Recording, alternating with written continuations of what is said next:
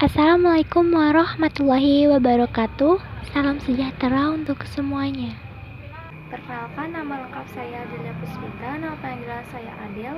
Saya dari kelas 12 MIPA 5. Kenalkan, nama saya Clara Angelina Marpaung. Panggilan saya Clara. Saya dari kelas 12 MIPA 5. Halo, perkenalkan, nama saya Tubagus Sanjaya dari kelas 12 MIPA 5. Terima kasih. Perlindungan hukum adalah berbagai upaya hukum yang harus diberikan oleh aparat penegak hukum untuk memberikan rasa aman, baik secara pikiran maupun fisik, dari gangguan dan berbagai ancaman dari pihak manapun. Sedangkan penegakan hukum adalah proses dilakukannya upaya untuk tegak atau berfungsinya norma-norma hukum secara nyata sebagai pedoman perilaku dalam kehidupan bermasyarakat dan bernegara. Berikut ini kami berikan contoh kasus pelanggaran hukum. Kasus pertama adalah pencurian motor.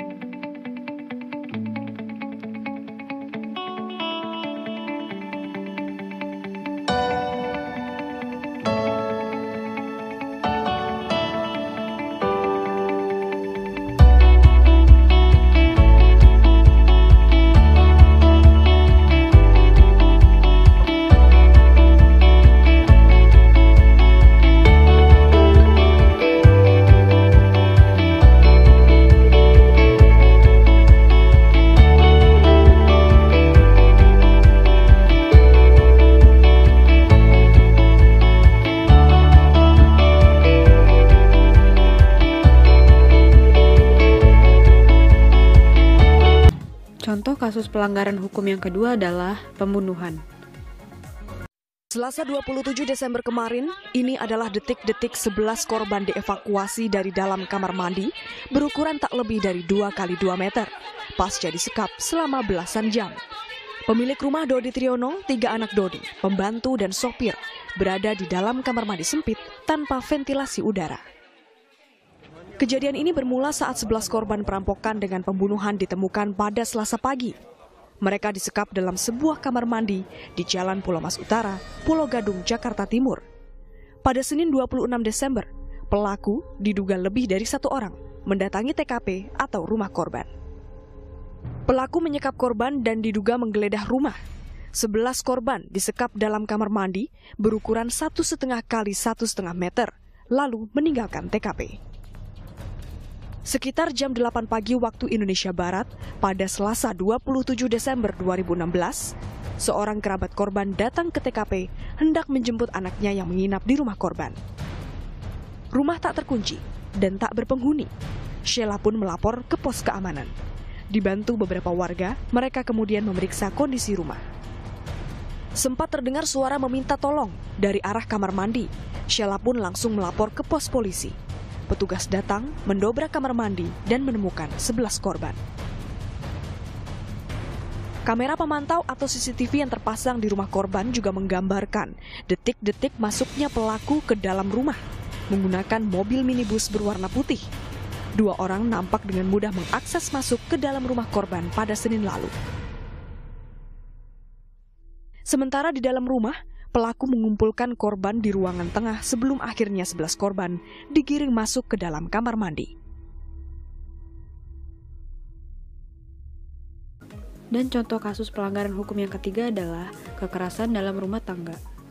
Rumah seharusnya menjadi tempat bagi kita untuk merasa aman bersama orang yang kita cinta.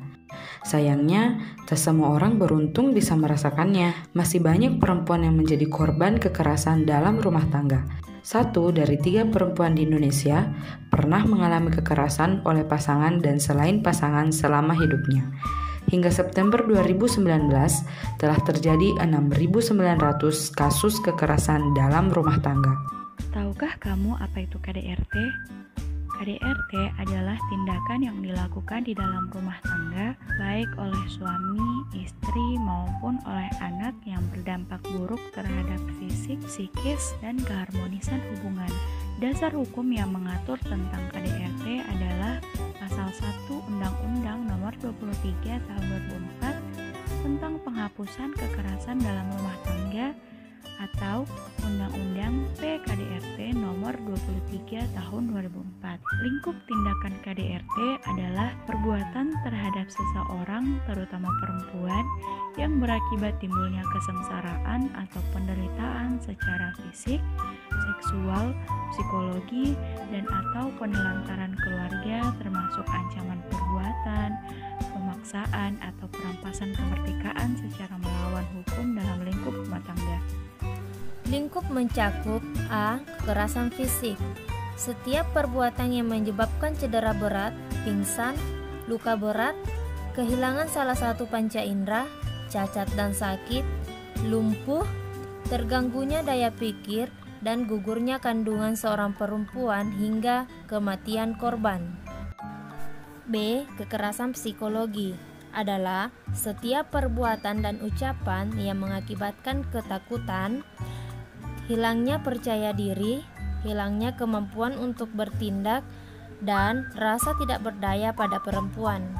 Kemudian kekerasan seksual bisa berupa pemaksaan aktivitas seksual atau menjauhkan dari kebutuhan seksual. Terakhir, penelantaran rumah tangga, yaitu ketika seseorang mengabaikan kewajiban untuk memenuhi kebutuhan hidup anggota keluarga atau tindakan membatasi dan melarang orang lain bekerja dengan layak, sehingga ada ketergantungan ekonomi dalam rumah tangga. Selanjutnya, ada upaya perlindungan hukum. Yang pertama, ada peran dari kepolisian. Berdasarkan pasal 16 UU RI nomor 2 tahun 2002, kepolisian memiliki kewenangan diantaranya 1. Melakukan penangkapan, penahanan, penggeledahan, dan penyitaan. 2. Melarang setiap orang untuk meninggalkan atau masuki TKP. Yang 3. Memanggil orang untuk dijadikan tersangka atau saksi. Yang 4. Mengadakan penghentian penyidikan. Dan yang 5 adalah menyerahkan berkas perkara kepada penuntut umum. Selanjutnya, ada peran kejaksaan. Yang pertama, melakukan penuntutan. 2. Melaksanakan penetapan hakim. 3. Melakukan pengawasan terhadap pelaksanaan putusan pidana bersyarat, pidana pengawasan, keputusan lepas bersyarat. Yang 4. Melakukan penyidikan tindak pidana berdasarkan undang-undang. Lalu ada peran dari Komisi Pemberantas Korupsi. Yang pertama adalah koordinasi dan supervisi dengan instansi untuk pemberantasan tindak pidana korupsi. Dan yang kedua adalah melakukan penyidikan dan tindakan pencegahan tindak pidana korupsi.